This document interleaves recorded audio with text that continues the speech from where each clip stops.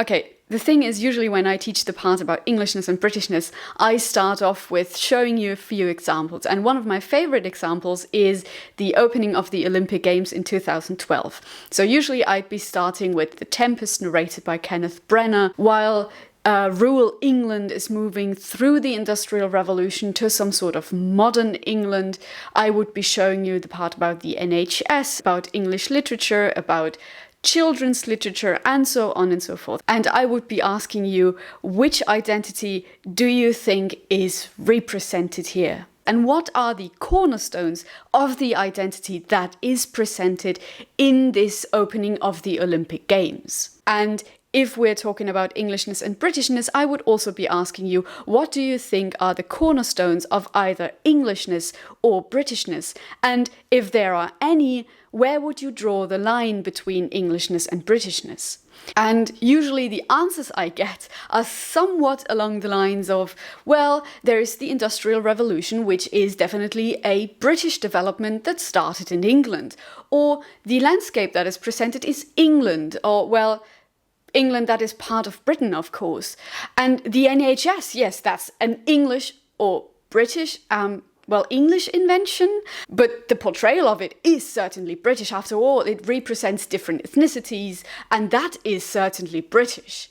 And while there are a number of answers I usually get, what all of them, or at least most of them, usually boil down to is one problem, that every time we talk of Britain, we inevitably also talk of England. And every time we speak of England, we, without a doubt, speak of Britain. And possibly in our heads, we inflate one with the other and refer to them somewhat synonymously, being at times unable to differentiate where England ends and where Britain begins, and of course vice versa. And looking back at the examples we've already talked about, it's notable that all of them, from Lord of the Rings to Harry Potter to The Crown, portray what we perceive as Englishness, which is maybe not too surprising because the seminar that you are taking is of course called Fantastic England and not Fantastic Britain or Fantastic Four Nations. And yet it is important to mention that neither nation, neither England nor Britain can be easily distinguished, both maybe in the way we talk about it and we imagine it, but also in the way it is represented on screens. And that is not to mean that there are no British symbols in films or series. After all, the Union Jack as a symbolic unifier is often put on display, either directly in the foreground or more implicitly in the background. And yet, what we see as Britishness is often directly tied to Englishness, while Englishness has become a metonymy for the entirety of Britain. And this is not only a problem that we're facing, we as foreigners. In 2015, David Cameron called for promoting British values in school, noting that we need to be far more muscular in promoting British values and the institutions that uphold them. And while he noted that sex segregation in schools should be abandoned and religious openness in Britain celebrated, he also emphasized that children from all backgrounds should be taught about the Magna Carta, saying that the document established the rule of law and paved the way for parliamentary democracy. Now, this is a rather odd choice, to be fair. On the one hand, Cameron's comment is based on class elitism, on monarchy and on tradition. As Owen Jones has commented, there is a history of Britain that is about empire, aristocracy, monarchy, the established church, exploitative employers, and so on. The Tory view of history is founded on the myth of a benevolent elite granting carefully managed change of goodwill and generosity. On the other hand, his choice of the Magna Carta is odd in the sense that the Magna Carta is an English rather than a British historical document, a document that is concerned with the power of nobility in relation to the monarch, not the rights of the majority of the population who were directly excluded from such a document. This choice, however, also shows that the intertwinement between England and Britain is not only something that foreigners do, rather it is a choice that testifies to the imperial reach of the English, both at home and abroad. A reach that also tells us about the difficulties that most English people have of distinguishing themselves in a collective way from the other inhabitants of the British Isles. This is, however, not always the case. In fact, there are particular exceptions to the general rule, which is to see all major events and achievements of national life as English. In his Modern English Usage, Fowler stresses that we and the English usually speak of the British Commonwealth, of the British Navy, or the British trade, and they, in this case the British, also boast that Britons never shall be slaves. Fowler notes, but it must be remembered that no Englishman calls himself a Briton without a sneaking sense of the ludicrous, or hears himself referred to as a Britisher without squirming. How should an Englishman utter the words Great Britain with a glow of emotion that goes for him with England? His sovereign may be Her Britannic Majesty to outsiders, but to him is the Queen of England. He talks the English language. He has been taught English history as one continuous tale from Alfred to his own day. He has heard of the word of an Englishman and aspires to be an English gentleman. And he knows that England expects every man to do his duty. In the word England, not in Britain, all these things are implicit. It is unreasonable to ask 40 millions of people to refrain from the use of only names that are in tune with patriotic emotion, or to make them stop and think whether they mean their country in a narrower or in a wider sense every time they name it. This does tell us a little about Englishness and its relation to Britishness, of course. This, however, all just describes rather than explains the hows and whys. Why, given the objective situation of a multinational state, did Britain and Britishness not gain more traction? Why does patriotic emotion attach itself so fervently to England and not to Britain? If Britain sounds, as it does, colourless and boring, why is that so? And why, on the contrary, is England so glowingly sonorous? And if neither Britain nor England seems to suit, what else should we call it? The United Kingdom, or Britain, which is kind of boring and not helpful, or England, which is poetic but troublesome, or the British Isles, which is too geographical, or this country, which is an all-purpose term used within the family, or this small country of ours, which is weirdly defensively Shakespearean. In order to, well, not untangle Englishness and Britishness, but to make you aware of the distinctness of both terms, I will need to, for some unfortunately, again, historicize a little. And I will do so by starting off on how Britain becomes Britain, why England seems to be its chief puzzle piece, and why this relationship is maybe a little problematic. I will then go on by trying to make plain why even today there is a tad of confusion about what Englishness and Britishness is, and how that to a certain extent plays into current political and social troubles in Great Britain. Trying to narrate a story of Britain is rather more difficult than you might think. Because where do we start? When does Britain start? Does it start in 1603 with the union of the crowns of Scotland and England? Or does it start in 1707 with the Act of Union between Scotland and England? Or perhaps does it start as late as the Act of Union in 1801 with Ireland? Maybe that's, however, too late, and Britain actually starts in 1485 when Henry Tudor ascends to the throne. Or maybe a few years later with the Acts of Union in 1536 and 1542 that together essentially abolished any legal difference between England and Wales. Similarly, its end, if it's actually over, or its breakdown, isn't really definite. So where do we start? And here I'm going to briefly take the long road to Britain, an oxymoron if you've ever heard one. I will start with England's first imperial foray into Wales, as, like scholars have noted, the English Empire began at home.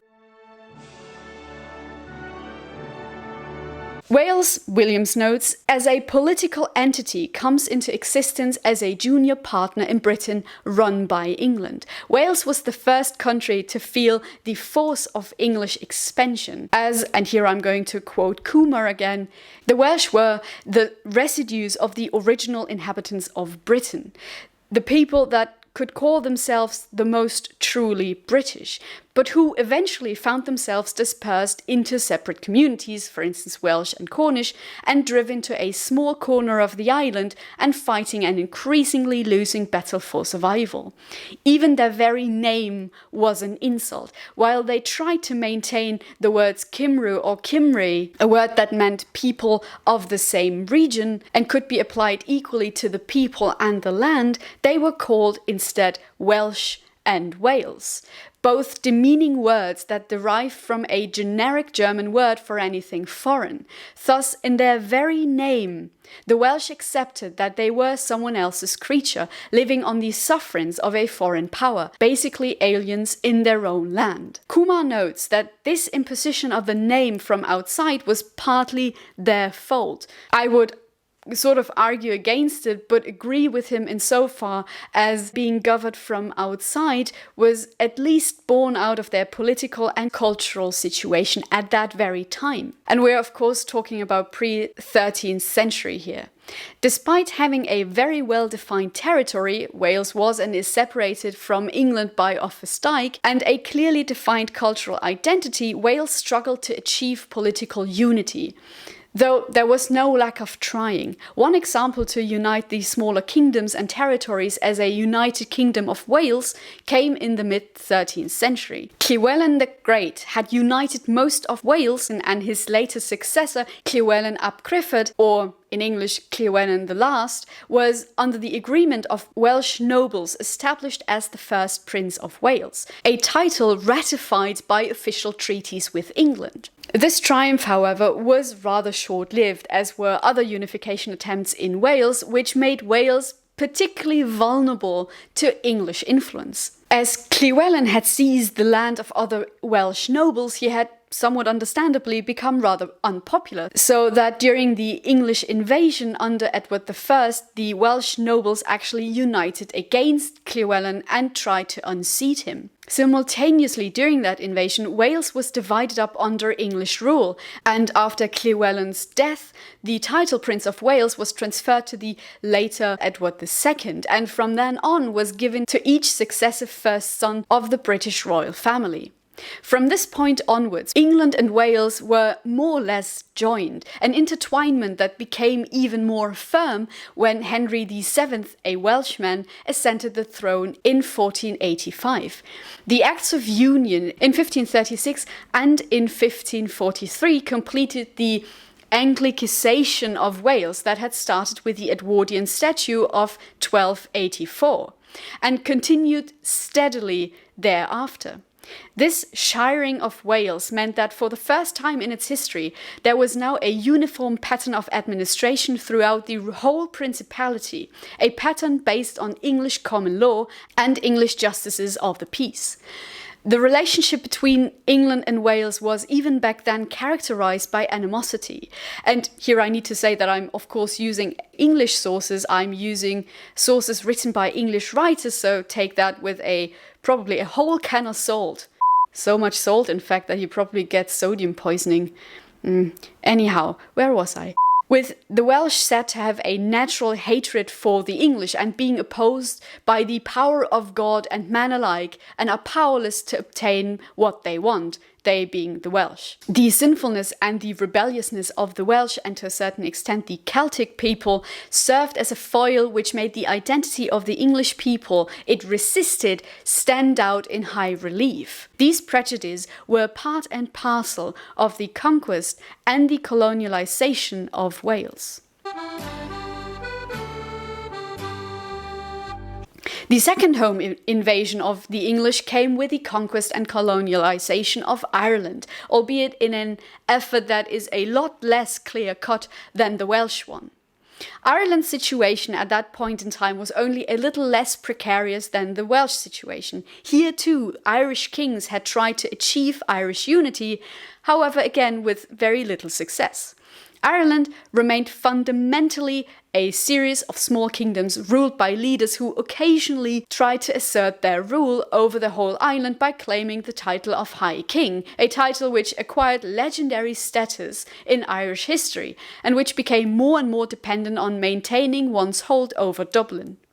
The Irish, who had never been conquered by the Romans and who in the early Middle Ages developed a flourishing artistic and religious culture, through their own political weakness were unable to withstand the power of the English when conquest began in earnest in the late 12th century, namely with the English conquest that changed Irish history, that is, Henry II's invasion of Ireland in 1171, an invasion that brought about internal struggles which eventually ended in the fusion of the crowns, with Henry's son John being awarded the lordship over Ireland. It wasn't until Henry VIII that Ireland was kind of divided from England, making the English king the king of the Kingdom of England and Wales and of Ireland, justified as it was with Wales by the idea that the people were backward and barbarous and needed civilizing, something that sounds a little like the white man's burden at home. England encountered greater resistance, and for a time its success of conquering Ireland hung in balance. Eventually the English were, however, to prevail, but the society they created in Ireland was fundamentally divided and, unlike Wales, never fully integrated into the English system. Moreover, the division between natives and foreigners, fatally confirmed later by religious differences, lasted far longer than in Wales. Similarly, the formal union between the United Kingdom and Ireland comes comparatively late with the Act of Union in 1801. The situation with England's most northerly neighbour, so to speak, that is Scotland, is, however, markedly different. If conquest and colonialisation fit as a first approximation the fate of the Welsh and the Irish, then the Scottish were mostly Anglicised by stealth. With cat-like tread upon a prey we steal, silence tread, our cautious way we feel. No sound at all, shh, we never speak a word, our flies foot forward steal. While Ireland and Wales were firmly separated from England by either Offa's Dyke or by the sea, it was not quite the case for Scotland. Moreover, while both Wales and Ireland, because of the clear-cut distinction to England, had been able to develop pretty distinct cultural identities, the same could not be said for the neighbour up north. More to the point, it contained such a diversity of ethnicities and territories as to make any definition of Scottishness problematic for centuries to come. However, Scottish kings, most importantly from Malcolm II onwards, managed to create political unity and were able to strengthen the Scottish crown, as well as expand their territory, two advantages that helped Scotland against the relentless expansion of England. Scotland, after its wars of independence, was able to maintain independence. Scottish kings of the 14th and 15th century freely made treaties, often anti-English treaties, with foreign powers. Their church was acknowledged as independent by the papacy, so that, for instance, in the Great Schism, they took different sides from the English. They had their own parliament, their own laws and law courts. Their writers exploited legend to construct a national history that was more venerable, more ancient and more continuous than that of the English.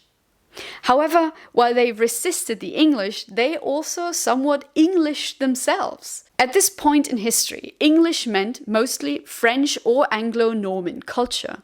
Thus, Scottish kings were also Norman kings. Scottish laws and institutions were largely modelled on English ones.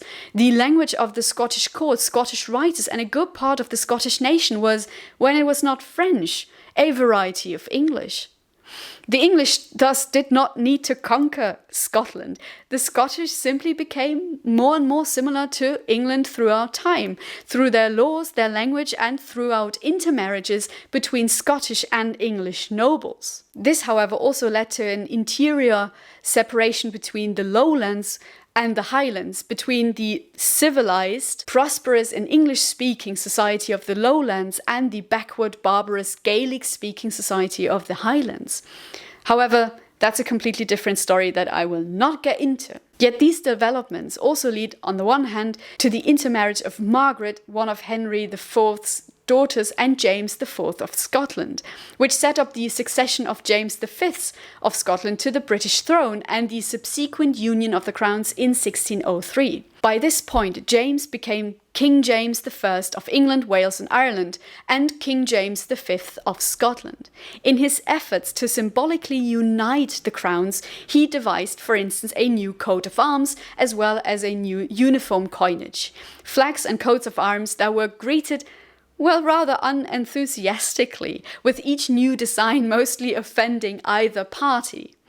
Nonetheless, a new Union flag was proclaimed in 1606.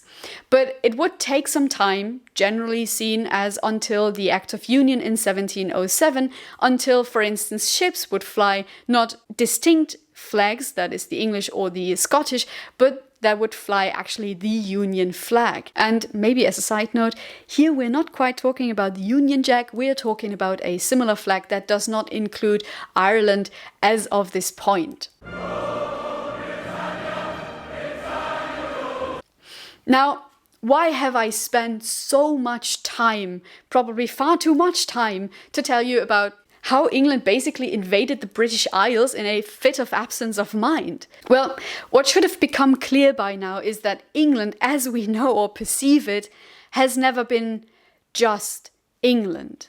It's been an amalgamation of various people, from Roman invaders to Anglo-Saxons to Britons, and with each step of its expansion and each integration of different territories, England shifted from being just England to being England and instead of being a mosaic, Britain and England rather became a painting in which the colours run into one another and overlap. Britishness was derived from a political context following the union of the crowns and the Act of Union with Scotland, as well as other colonial and unifying endeavours in order to legitimise the new state in the face of possible threats from social and nationalist sources. It was superimposed over and developed and transformed by the citizens of the United Kingdom. Now, Britain is, first of all, an ancient and first and foremost a practical term that was used in order to reduce the alienation that people might have felt after or during England's imperial strife. We, again, need to keep in mind that before Britain, it's simply four pretty much distinct nations under one crown.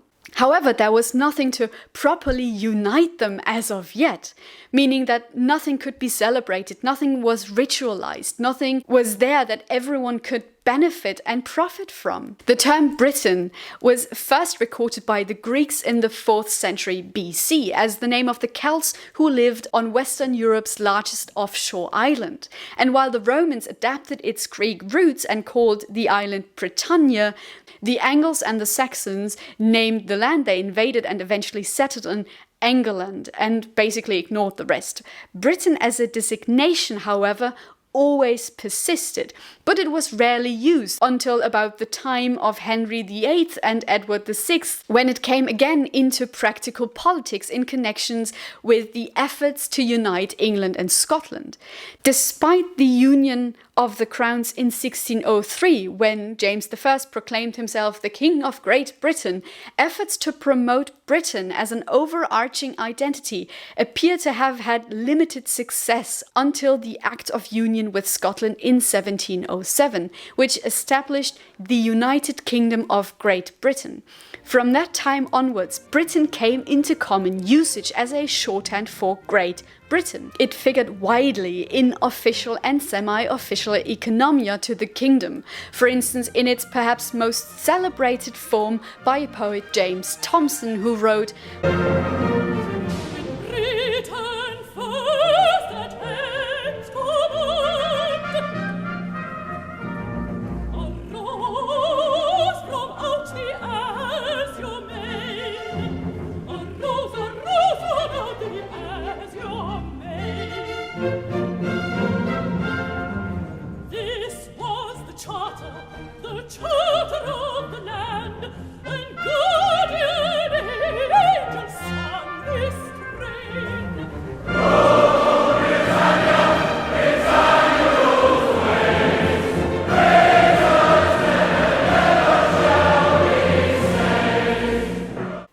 such, even if there were efforts to infuse Britain with a certain amount of warmth, it remained largely a political umbrella term, a term which promoted an identity that rested on common experiences of monarchy, economic opportunity, and religion. The empire and the British expansion became the crux of the matter. But underneath this umbrella, ethnic identities and national identities of Scotland, Ireland, and Wales remained nonetheless. And after the dissolution of most of its empire, these identities also gained more and more strength, something which led to increasing efforts to break away from Britain, which also brings us back to England. What about England and Englishness? I haven't really talked about it. I've spent much time talking about Wales, about Ireland, about Scotland, but I really haven't spent any time talking about England as of yet. The factors that construct Englishness, if we talk about nation states, it's of course ethnicity, history, cultural heritage, and so on. The factors are nonetheless much more elusive for researchers and scholars. As Kumar notes, one of the differences between Englishness and Britishness can be attributed to the fact that the second one, Britishness, is an artificial and multinational identity, which lacks the warmth and the emotive quality of a more exclusive national identity that is based on ethnicity, place of birth, and parentage. Generally, as Raphael Samuel notes, Englishness has all kinds of pleasant connotations, as it evokes a people rather than a state. William Blake's Jerusalem rather than Westminster, Whitehall, or Balmoral. Because of its association with the language, it is tied to English literature. Because of its subliminal association with the countryside, the real England, it conjures up images of rusticity. English is smaller and gentler than British. British is an altogether more uncomfortable term to work with, hard rather than soft, and belonging to a specific historical epoch rather than the timelessness of tradition. It is a political identity which derives its legitimacy from the expansion of the nation-state. Its associations are diplomatic and military rather than literary, imperial rather than or as well as domestic. Compared with English, it is formal, abstract, and remote. While British, of course, allows for a more pluralistic understanding of the nation, one which sees it as a citizenry rather than a folk, and is therefore more hospitable and open to newcomers and outsiders. English, however, presupposes a common heritage, a distinct cultural identity. And Krishan Kumar asserts that the empire was a key component to both Englishness and Britishness. Thus, if Britain's primary identity was to be an imperial one, then the English were put firmly and forever in their place, reduced to a component part of a much greater whole. Since the British Isles were governed by the English language, English law, English culture, and English political institutions, the English were those who ran the show, and they did not need to stress their hegemonic position too often and too insistently. And indeed, it can be argued that in Britain, Englishness was for the longest time the dominant identity, the common sense identity. And as noted previously, dominant identities are rarely problematic or mentioned up until the point when they are under threat. However, as Kumar also notes, nowadays more and more people seem to be searching for England and thus for a distinctive English identity. The motivation for research and the growing self-consciousness of the English can be largely contributed to the breakup of the identity's main component, that is the empire, the ongoing process of devolution within the UK, which results in stronger subnational governing bodies, as well as a re-emergence of strong national identities such as Scottishness and Welshness, which in turn challenge an identity largely defined by the empire and by commerce, and lastly, of course, by globalization and multiculturalism. As a result, England sees a renewed interest in its southern countryside and the characteristics of landscape and forms of rural life, as the essential England was a rural one, as it was there, not in the cities, that the English virtues were seen to be their best and most typical. The Englishmen in correlation were perceived as practical, individualistic, eccentric, amateurs, craftsmen, inventors, industrialists.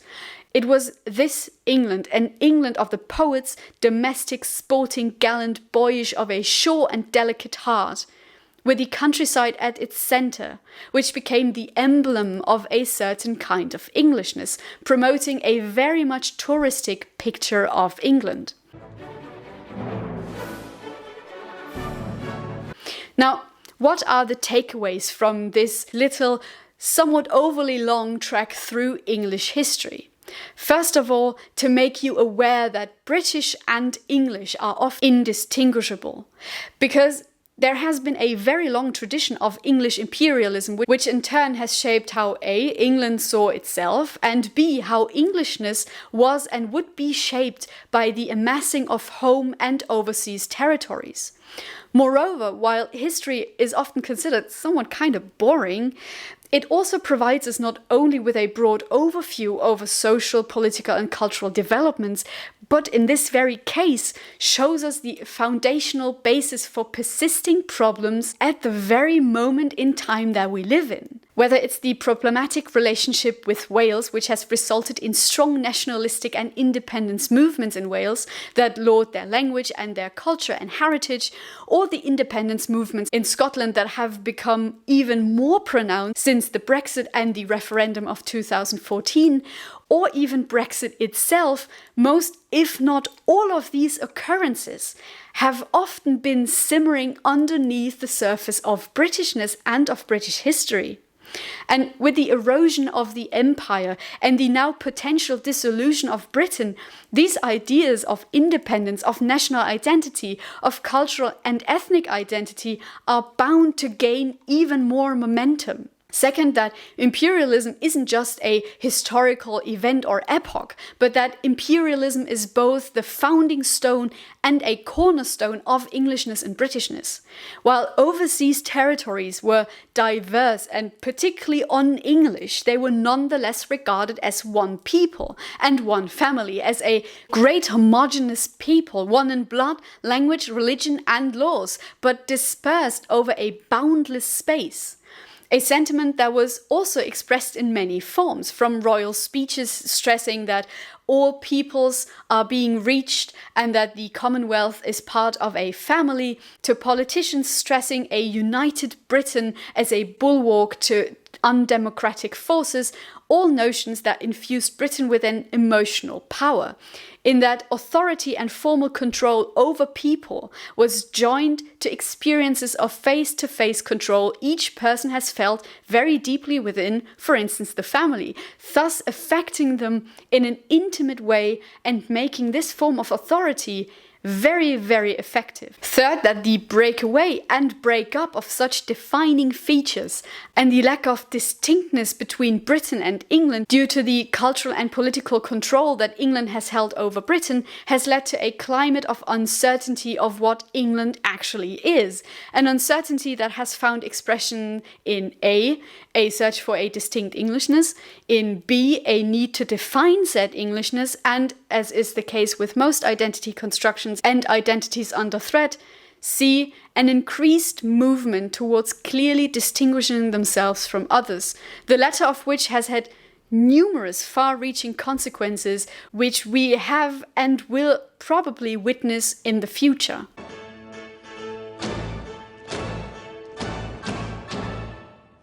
Okay, gut. Nun ja. Haben wir uns heute wieder sehr britisch angezogen. Passt zum Thema. Fantastisch. Gut. Okay. Right. I sound like Stephen Fry. Good. I see. Right. Well, let's hope no one calls this programme a load of sloblock. In the way we talk about it, as well as in the way we imagine both nations. Das ist aber ein confusing Satz. Was habe ich denn da geschrieben? Wieder endlos lang? Schön, toll. And yet it is there are no, and that is not to mean that there are no symbols of where am I? Symbols of Englishness, Britishness. Bleh. I have confused myself. Good. Okay. Exploitative employees and employers, of course. How to do it really badly, actually. Das funktioniert ja heute richtig brillant, muss ich sagen. Also ich muss sagen, das ist bisher so die beste Aufnahme. Ja, die Pest. Driven into small Das gibt's doch nie. Was ist denn das für ein Satz? Der ist 10 Zeilen lang. Was habe ich mir denn dabei gedacht? The Welsh were... Would that it were so simple. Would that it were so simple. My dear boy, why do you say that? Why do you say twere? The English invasion under Edward I. Is it Edward I or Henry? Warte mal, da war doch irgendjemand, der Schottland nicht macht. Das ist, glaube ich, auch Edward. Was hat dieser Mann eigentlich alles gemacht? Hat der nichts anderes zu tun? Wahrscheinlich auf seinem Thron gesessen und sich gedacht, was mache ich heute? Wales einnehmen. Was mache ich morgen? Schottland einnehmen. Even more firm when also diese Könige hier, kannst ja eigentlich nur die Frauen merken, sind wenigstens ein bisschen anders. Ja, heißen alle Henry oder Edward. Die kennen anderen Namen. Würfelspiel. Wie nennen wir unser Kind? Henry oder Edward? Wir nennen ihn Henry Edward. So ein bisschen wie Fitzwilliam. Ich konnte mich nicht entscheiden, welcher Name. Machen wir beide draus. Margaret, one of Henry, of absence of mind. Well, I need to scroll. Otherwise, where am I? As the name of the Celts that lived on Western Europe's largest offshore island. Iceland, ja genau. Weder Ireland noch Iceland, but Great Britain.